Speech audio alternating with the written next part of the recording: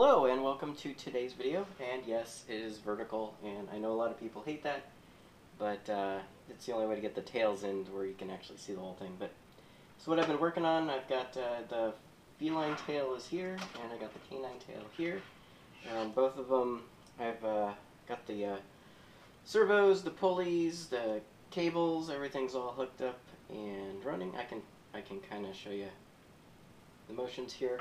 So if I move the this top pulley, you can see the tail move around. So you can get your wagging motion. I've got the lower pulley here, can do so you can raise the tail up. You can tuck the tail under. You can have a little bit of a curl in it like that, and then you can still wag it to get that nice motion that you want. So that works pretty good. Yeah, that's that one. Feline one does the same. The only difference between them is the length. And the longer the tail, the more feline it acts. So if you look on this one, when I give it a little curl and then move it, you can see that it has more action on the tip. So it acts more feline. So yeah, that works pretty good too. So one of the snafus that I ran into is I was planning on using these little power things to charge up your cell phone with, and unfortunately when the servo starts moving, it draws more than 2 amps, or it draws enough current that this thing thinks that it shorted out, and so it kicks out.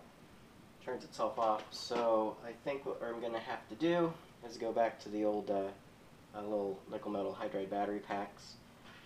They get the job done. They can supply enough of that inrush current. I tried putting a capacitor across it to help it out, but that just sees that as an even worse short circuit, and it kicks out. So it's that initial motion where the servo just starts to move, and as soon as it kicks, it goes shuts off.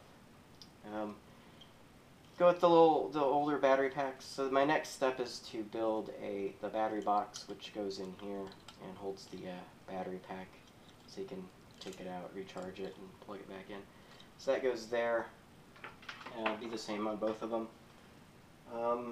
Let's see what else I have. Oh, somebody asked me about in the last time-lapse video. I had this little piece of metal there. What I did is I soldered a bit of wire across there. This is the same wire that I'm using for all the structural components, and took a pair of pliers and squished it just to show the solder joint is a lot stronger than the wire itself.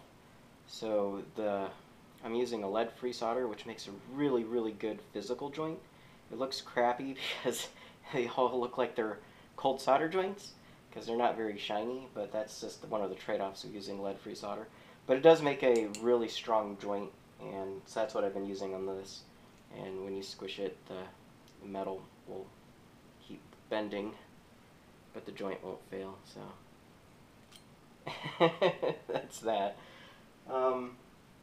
Yeah, I think that was the only questions I had. Probably not going to meet the deadline for getting it done before Halloween, because I gotta go order the battery packs and chargers and everything now. And I've been sick, as you can tell by my awesome voice. I've got my other phone here. This is the one that does the time-lapse videos, and it is currently uploading. It's 11% uploaded, and it still has 3 hours remaining because our internet connection is really slow. I think I only get 100 kilobits per second up.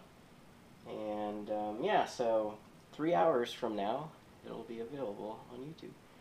But anyways, yeah, thanks for watching.